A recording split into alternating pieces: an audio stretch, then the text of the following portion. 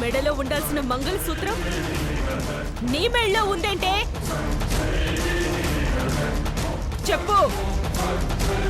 ఎందుకంటే నువ్వు కళ్యాణ మండపం నుంచి వెళ్ళిపోయిన రోజే మాకు పెళ్ళైంది.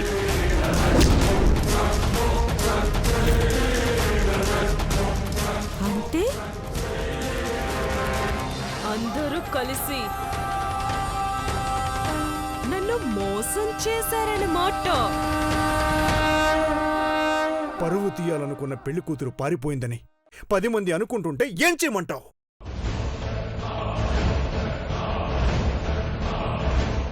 అందుకే అంజలిని అర్జున్కిచ్చి పెళ్లి చేశాం. గౌరవం మర్యాద అని నేను తిరిగి రాకపోని అని పెళ్లి చేస్తారా? ఇది అన్యాయం కాదా? ఒకరినొకరు ఇష్టపడి ప్రేమించుకున్న వాళ్ళకి పెళ్లి చేస్తే అన్యాయం ఎలా అవుతుందే? అలాంటప్పుడు పెళ్లి కాలేదని అబద్ధం ఎందుకు చెప్పావే? నిన్నే అబద్ధం ఎందుకు చెప్పావు? నిజం తెలిస్తే నువ్వు తట్టుకోలేమనుకున్నావు. కొన్నాళ్ళు పోయాక జరిగిందేంటో చెప్దామనుకుంటే ఈ లోపే ఇలా జరిగింది.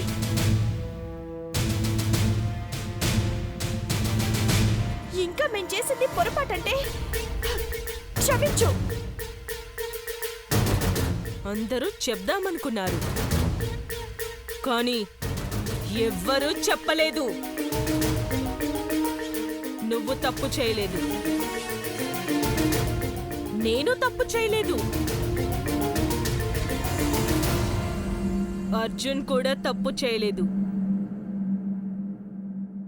ఇప్పుడు సమస్య మన ముగ్గురిది. దీనికి పరిష్కారం ఎలా?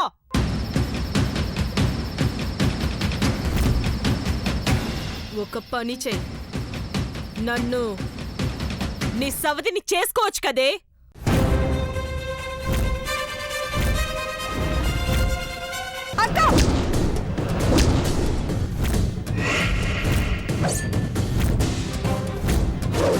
ఏ నేనేం తప్పు మాట్లాడాను?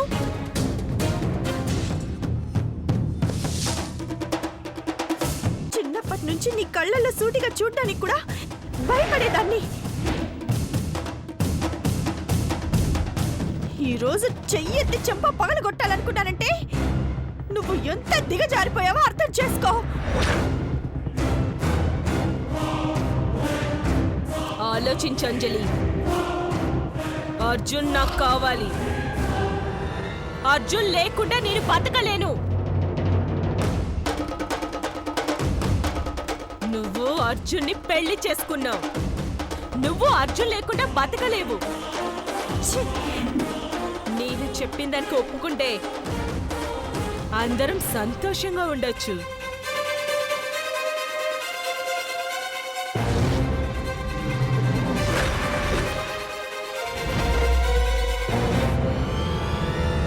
అక్క, నువ్వేం మాట్లాడుతున్నావో నీకు అర్థమవుతుందా? దీనికి నిజంగానే పిచ్చి పట్టినట్టుంది. కుసుమ, ముందు ఈ తాయిద్దాన్ని కట్టు, కుదురుగా ఉంటుంది.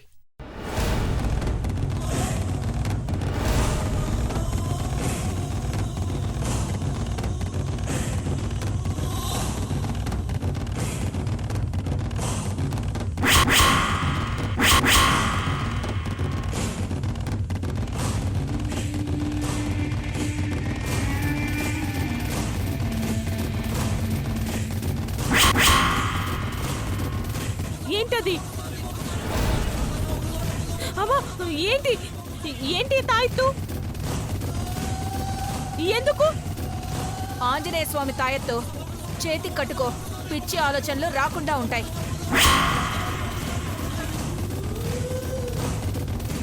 అమ్మా అమ్మా, ఆ తాయెత్తు దూరంగా పెట్టు. నా దగ్గరికి తీసుకురావద్దు. దూరంగా పెట్టు. వద్దు.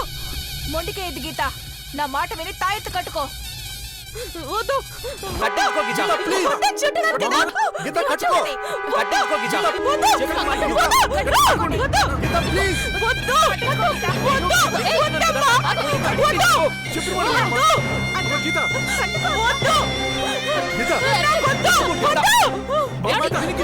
మాట వినమ్మా. ప్లీజ్ అక్క.